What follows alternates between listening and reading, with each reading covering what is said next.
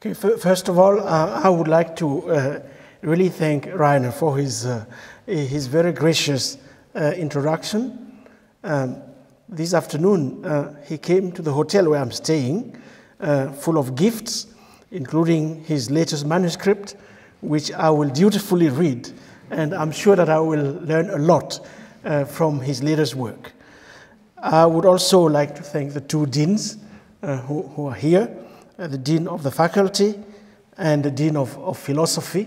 I was telling the Dean of the Faculty that every time I see him at a talk of this nature, I feel deeply reassured. I would like to thank the university and the center for the hospitality, which means a lot to some of us in a world in which solidarity and hospitality seems to be increasingly criminalized. I have a thought for Andrea, who has been very nice to me, and I understand that she can't attend tonight's lecture because of a small accident, as well as Elizabeth. And I'm really happy to be in this magnificent room. I have never been in a room like this, and I hope it won't be too intimidating. So during the first lecture, which took place at the university, I intimated that the government of human mobility might well be one of the most important problems to confront the world during the first half of the 21st century. And since then, my take on this hasn't changed. I think tonight I still believe that this is the case. I think that the capacity to decide who can move and who can settle where and under what conditions might become the core of ongoing political struggles over sovereignty and nationalism, citizenship and identity, or, for that matter, security and freedom. I strongly suggested the other day that with Western colonial expansion, and more decisively with the advent of capitalism, the raison d'être of the border is to attend to key questions such as to whom does the earth belong, who can lay what types of claims to what parts of it, and for that matter to the various beings who inhabit them. In other words, who determines its distribution or its partition. I really believe that that is what borders are all about. That's what they have been all about, and that is what they will be all about as we enter this new century. In framing the question of the border in this way, I was trying to show that the power of the border lies in its capacity to regulate the multiple distributions of populations, and by populations I don't simply mean human populations, I mean also non-humans, to regulate their distributions over the body of the earth, and in so doing, to affect the vital forces of all kinds of beings, enhancing some of these vital forces for some and crippling them for others. And in the process, sorting out who is whom, who should live where, who can move under what conditions, and so forth and so on. I also argued that as the 21st century unfolds, a global renewed desire from both citizens and their respective states for a tighter control of mobility is evident. And wherever we look, in fact, the drive is towards enclosure, or in any case, towards an intensification of the dialectics of opening and closure. So, if you want, two things are going on simultaneously. The world is becoming more and more entangled.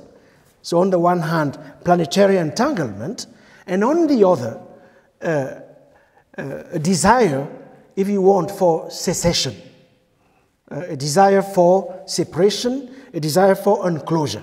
And what we have to be able to think is that simultaneous process. I then went to some extent showing that the belief, one of the dominant myths of our times, is the belief that the world would be safer if only risks, ambiguity, and uncertainty could be controlled. And this is shared worldwide. The belief that we would be safer, our lives would be enhanced, if only identities could be fixed once for all and secured. And these beliefs are gaining momentum. Where the discourse of identity used to be deployed at the service of emancipation, of further inclusion, expanded belonging, that discourse of identity has been co-opted increasingly and put at the service of closure. So, we live in a world where risk management techniques have become one of the dominant means to govern mobilities. And these technologies are, in fact, proliferating. So that was a short summary for those of you who couldn't attend the first lecture. I evoked many more issues, but this short summary will help you to then move into what I would like to share with you tonight. So tonight I would like to pursue this line of argument concerning the redistribution of the earth, not only through the control of bodies, but also the control of movement itself and its corollary, speed, because it's almost impossible to speak about movement without evoking in the same process speed. Speed and movement go hand in hand. And this has been always the case. This is even more the case today with what some, here speaking under the control of Reiner, many sociologists now call acceleration. More specifically, I would like to see whether and under what conditions we could re-engineer the utopia of a borderless world, taking into consideration the contemporary matrix of flows, closures, and circulations, including the circulation of various forms of capital.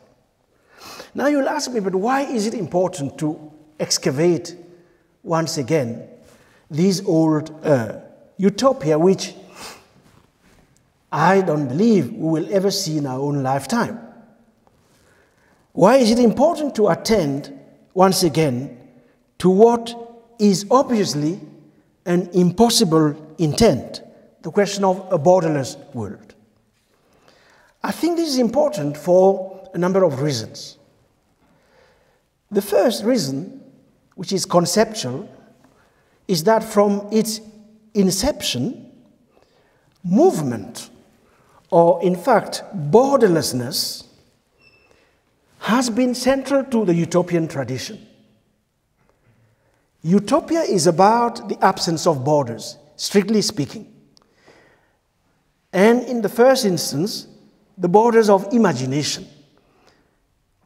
The utopic is about the implosion the unfixing of all borders that might put limits to the act of imagination, understood in itself as a social process, as a political process, or as an aesthetic form.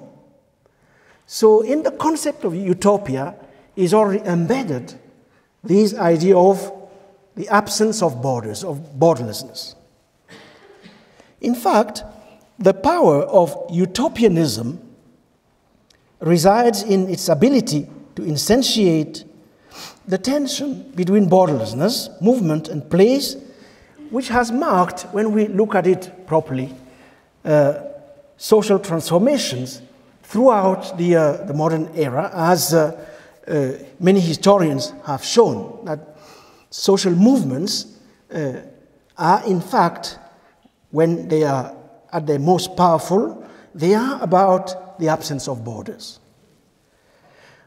I think this tension continues in contemporary discussions of movement-based social processes, particularly international migration, open borders, transnationalism, or discussions on cosmopolitanism, which, as we know, have a very German inflection from Kant to Ulrich Beck and a number of others.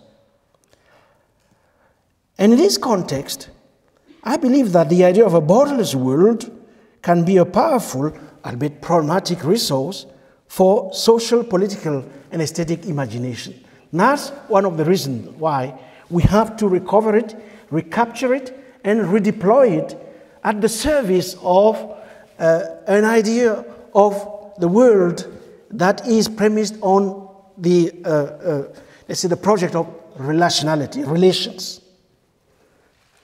as opposed to the project of essence, relation before ontology. So that's the first reason. The second reason is that precisely because of the current atrophy of the utopian imagination, apocalyptic imaginaries and narratives of cataclysmic disasters and unknown futures have colonized the spirit of our times. If you want, what I'm saying is that we have too much dystopia and too few utopias. Science fiction, cinema, techno music, all kinds of narratives are saturated by a dystopian impulse. For those of you who are interested in reading the cultural creations of our times, they are, to a large extent, determined and shaped by a dystopian imagination. So obviously, it's not as if we are living in a time of excess when it comes to utopian imagination. And therefore, critical thought, part of critical thought's function is, in such a context, to, if only, re-equilibrate things and inject a little bit of utopia in the spirit of these times of ours. And more importantly, because we inherit a planetary history in which the consistent sacrifice of some lives for the betterment of others is the norm, and because these are deep-seated times of anxiety, including anxieties of racialized others taking over the planet, racial violence is increasingly encoded in the language of the border and the language of security. And I'm sure you understand why, coming from where I come from, I believe that these are issues that we should put on the table. Because contemporary borders are in danger of becoming sites of reinforcement, reproduction, and intensification of vulnerability for stigmatized and dishonored groups, for the most racially marked, ever more disposable, those that in this era of abandonment have been paying the heaviest of prices, for instance, for the most expensive period of prison construction in human history, the last 2 decades of the 20th century.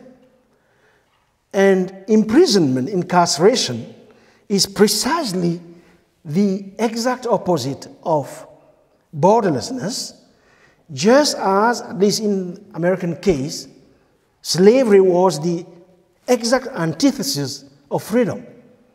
That liberal political order has constantly operated with these two faces, this double body, a solar body if you want, and a nocturnal one, under which, in the shadow of which, those who have been stigmatized and dishonored are sacrificed for the betterment of some lives. So that's why I put it on the table. Now, in proposing to re-examine the question of a borderless world, I would like to stay away from dominant ways in which this issue has usually been dealt with. That is, either under the sign of Kant. I'm not saying that we have to reject Kant entirely, but we really have to correct Kant. Or if you are not happy with such a term, we have to supplement Kant. We have to add to Kant that which is missing if we want to speak from a global perspective. Because, okay, and I will stop the polemic there, because the Kant of critical reason, the Kant of the human who actualizes his or her potential, is the same Kant who, if you look at his anthropology of taste, is a very racist thinker. You wouldn't believe what Kant says about others. It contradicts completely the Kant of the Enlightenment. So there are two Kants, if you want. The Kant of Enlightenment and the Kant of the ténèbres, of darkness, where matters of race become totally contradictory with the impulse for freedom.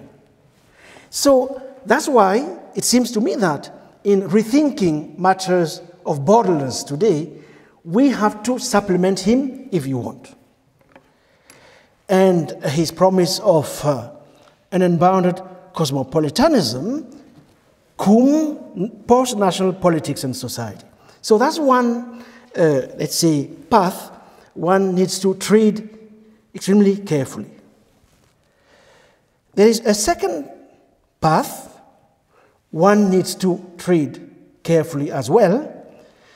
It's about treating borderlessness under the sign of liberal individualism, which many consider to be an antidote to the deeply ingrained fascist impulses of European bureaucracies. When you read Hannah Arendt, for instance, chapter 2 of Race and Bureaucracy, that is what she's basically arguing. That to some extent, if we are to defeat fascism, which she considers to be deeply ingrained in, if you want, quote unquote, the genes of Western bureaucracy, Western political order, including liberal political order, we have to, let's say, recover the emancipatory resources that are put to us by the ideology of liberal individualism. So these are two, let's say, traditions I think have helped us to think carefully about what a borderless world might be, but whose limits are just too obvious for these times of ours. I think that we should also move away from a third tradition, which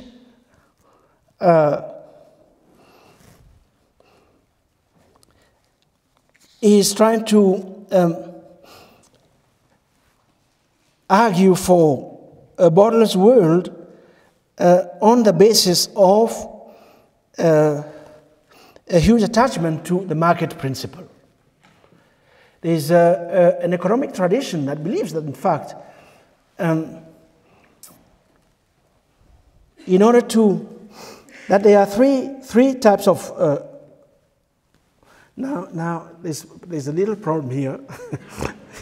Let me just readjust the microphone. I'm not sure that I can do it. Are you still here following me? Okay, so it's close. I'll leave it at that because. So you do have a tradition, that liberal tradition, let's call it like that, which is premised on fetishism of the market. A market society is what? A market society is a society which has somewhat in which four kinds of freedoms have been obtained.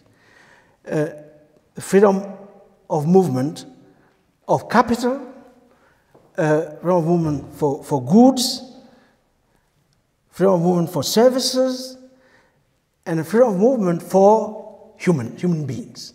Those are the four freedoms, without which there is no market society, as in fact the Eucharistic sacramental manifestation of this big ideal we call freedom. It is manifested in the capacity to move of these four key, let's say, agents. So, in that tradition, migration is key. And when you read The Economist, the economic magazine, The Economist is for the dismantling of borders, including for human beings. And in that sense, they are consequential. They take to its ultimate limits the fetishism of the market. So when I say a borderless world, I'm not talking in the language of The Economist, if you want. That's the point I want to make. I'm not espousing this. So what is it that I mean then? Of course, a borderless world would be a world of free movement of persons. It would entail it.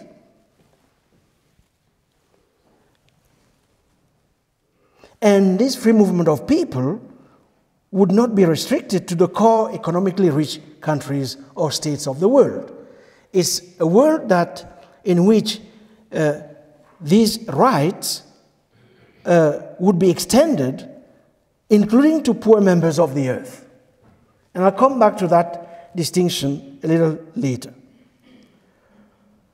And if you really want me to be extravagant, it's a world in which there would be no visas. There wouldn't be any quotas or bizarre entry categories to fulfill.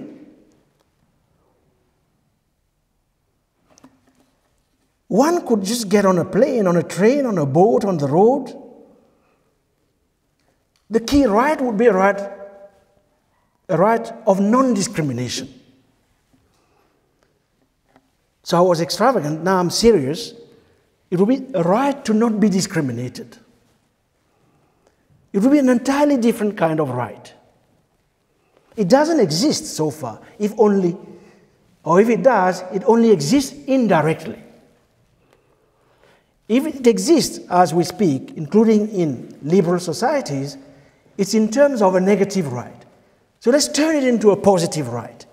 The right to not be discriminated.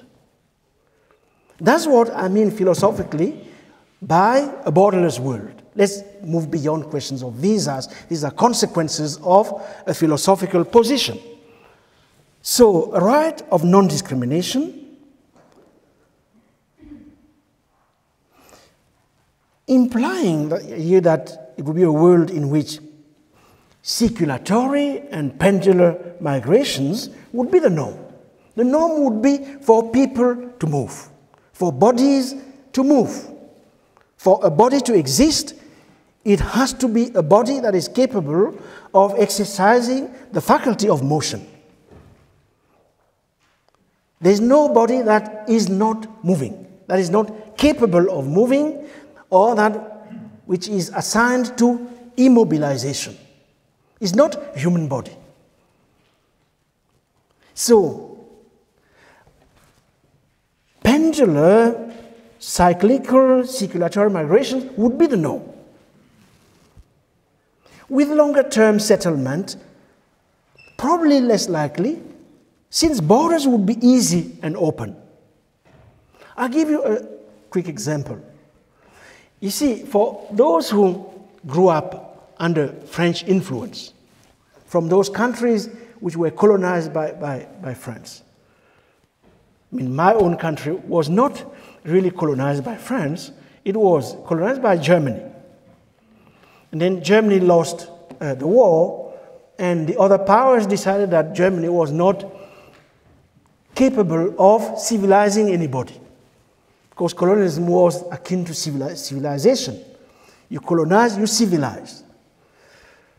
And I'm not inventing this. I mean, when you read those documents of the time, one of the reasons why Germany was deprived of its colonies was the decision that, no, because of what you have done, you are not apt to civilize anybody, so we take away the colonies. But that's an aside. So, in those countries in the 70s and 80s, you could go to Paris with your identity card. There was no problem of migrants because people knew that they could come and go. The moment you say you can't come, that's when you have a problem. You create a problem, and problems were created which we inherited, which have led right now in this continent of Europe to the existence, according to the latest counts, of at least 450 migrant camps in this continent. And at least 35,000 people detained in a whole variety of confinement institutions specialized for foreigners, which raises all kinds of questions, some of which some of our biggest writers, Aimé Césaire and the others, raised long ago in his discourse on colonialism. Is it true that the destiny of Europe ends with camps? Is it true that at some point the camp form, as Agamben puts it, might be delinked from the history of Europe? I think we have to go back to some of those foundational questions. These are the questions one would want to raise when we bandy the concept of a borderless world. So I could go on this, but I think you get a little bit where I'm coming from and where I would like to go. And now, second set of remarks, I would like to make some remarks about the difficulty in the liberal tradition to indeed imagine the possibility of a borderless world. What is it that philosophically exists in that liberal tradition that makes it, if not impossible, at least extremely difficult to imagine a concept of a borderless world? I think that, and here I'm relying a lot on work done recently by an Israeli scholar called Hagar Kotef in a book which is called Movement and the Ordering of Freedom. It was published last year by Duke University Press. It's really a must in terms of reading.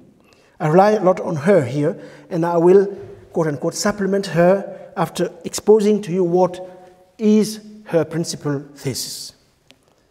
What is her principal thesis?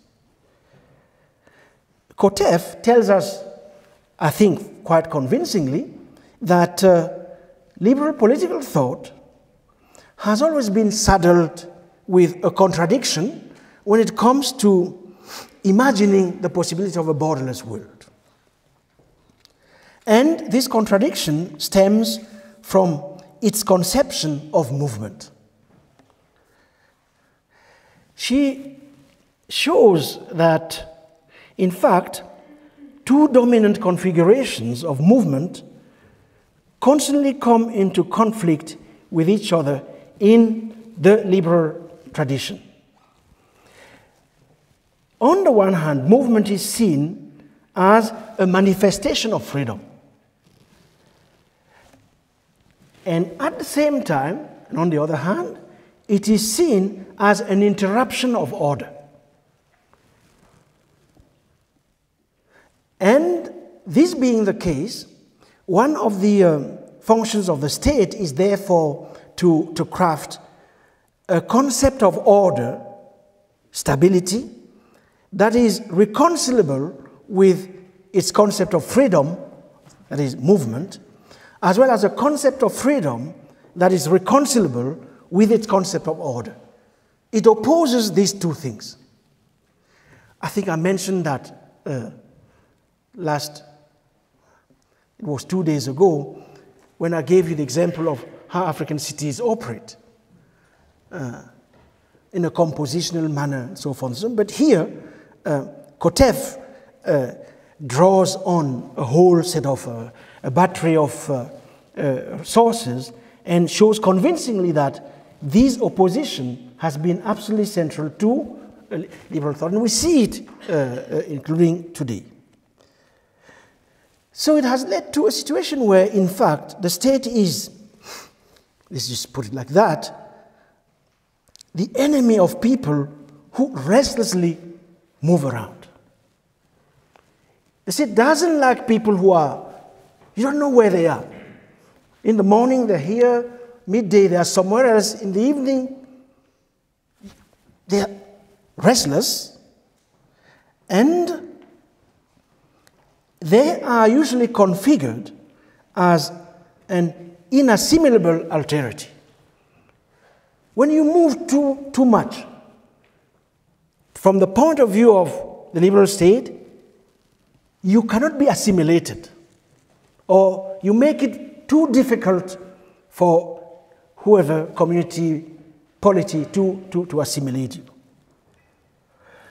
This is because freedom, in this sense, in this context, is seen as being about moderation, as implying self-restraint, self-regulation, is not about excess, and on the contrary, excessive movement immediately conjures problems of security. Unbound movement is seen as a threat. And the belief is that freedom is only politically valuable if it relies on some mechanisms that regulate the movement that manifests it.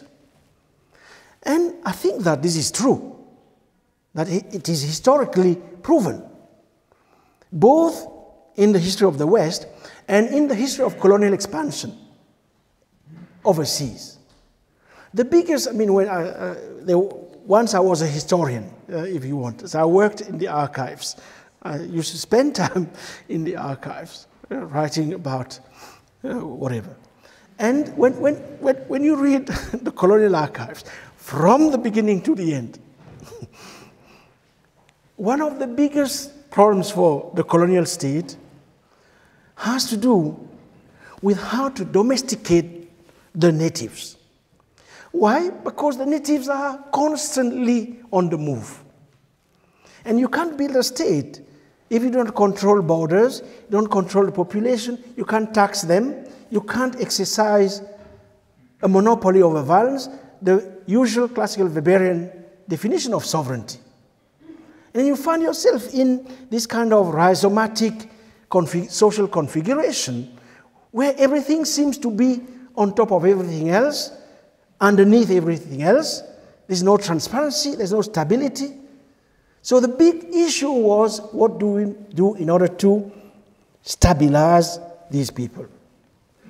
So movement then had to be restrained via an array of disciplinary mechanisms for it to be reconciled with freedom. I could go on and on this, but you get the core, let's say, issue. So how is it that you make sure that people don't move restlessly?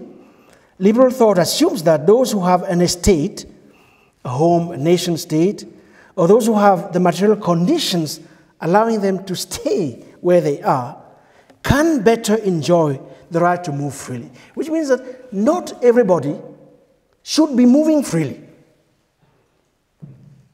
In Western liberal political tradition, it's not accepted that everybody should be moving freely. It is admitted that those who should enjoy the right to move freely should be, first of all, those people who own something. And the belief is that that something they own tethers them to a place, a location, to which they come back. Because the idea of moving and everywhere or not coming back is not at all taken into consideration here. You are allowed to move and never come back only as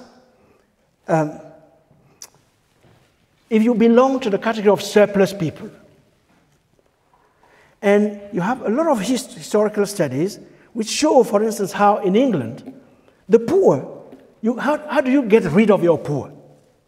You get rid of your poor by sending them to Australia, sending them to South Africa, sending them to Canada, and making sure that they don't come back. Through colonialism, then, colonial expansion is, in that sense, part of this process I was calling early on, redistribution of life over the body of the earth, in this case by ridding the nation from those people who cannot stay in one place and who are vagabonds, the concept of the vagrant in the colonial lexicon. And that is what Kotef argues. We have to add to that, and I think you understand this, another configuration which has to do not only with the poor, but with the racialized body. Because in this liberal political configuration, the racialized body is not simply the body of the poor. It's a different kind of body that has been dishonored. This question of dishonoring and stigmatizing is absolutely central to the constitution of liberalism and of capitalism. And as I try to explain in Critique of Black Reason, this is how historically it has proceeded. So the racial body has to be sequestered. The sequester. I don't know what's the term in German, but it has quite a powerful resonance in English. So we have a different genealogy of order stability if we put into consideration not only gender, class dimensions, but also racial dimensions, the racial body. And as I was arguing 2 days ago, you have a long genealogy for anyone who is interested in dealing with questions of mass incarceration, which are a key feature of the US society today. And mass incarceration, confinement, and all that, there's nothing more opposite to the idea of a borderless world than that. So, even more so in settler, slave-owning and settler colonial societies, settler liberty, settler freedom of movement requires the criminalization of countless others, and such instances of criminalization and stigmatization were historically indispensable features of liberal government everywhere. So, I think I have been clear enough on this for you to understand where I'm coming from. Now let me try to move faster and complicate matters even further. I'll make 2 additional sets of remarks and I'll stop.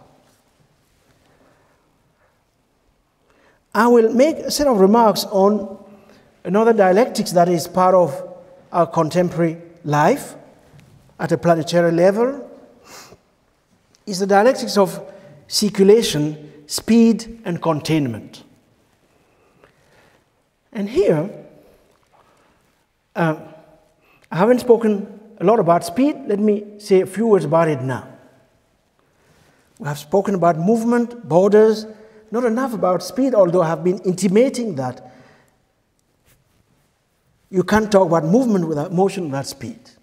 And here, I will rely especially on a thinker, a French thinker called Paul Virilio.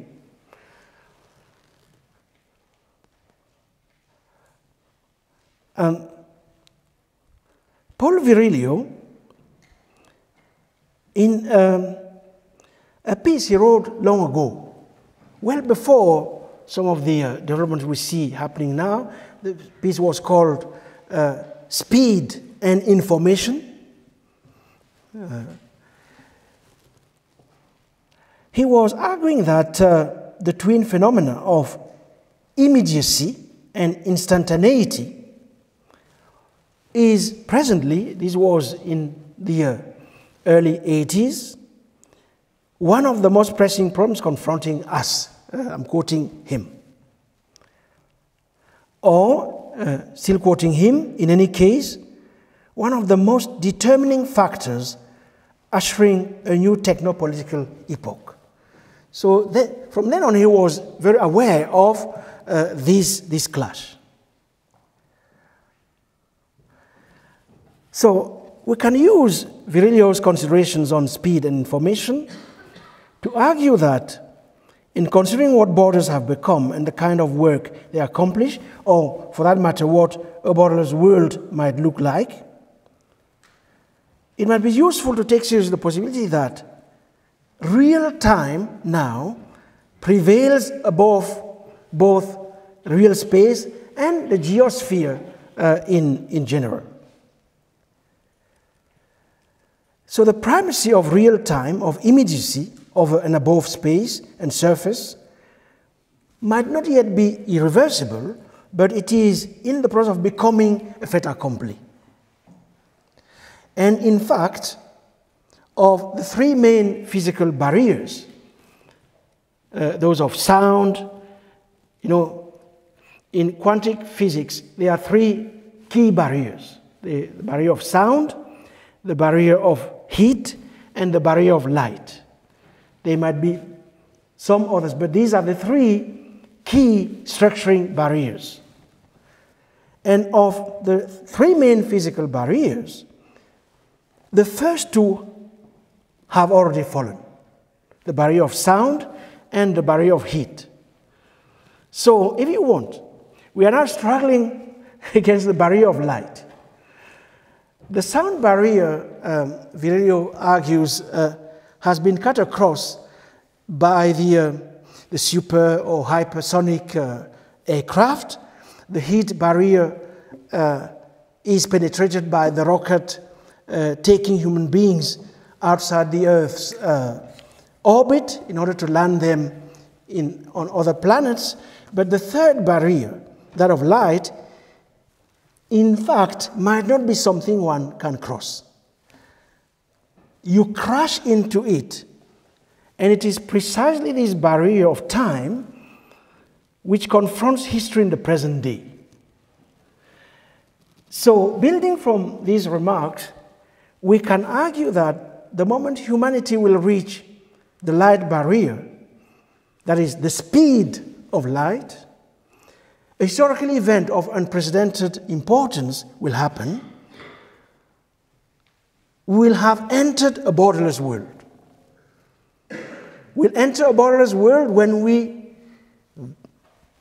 triumph over the barrier of light and the speed that is embedded in the projection of light, precisely because we'll have finally domesticated absolute speed. To some extent, what I'm arguing is that this is a true utopia.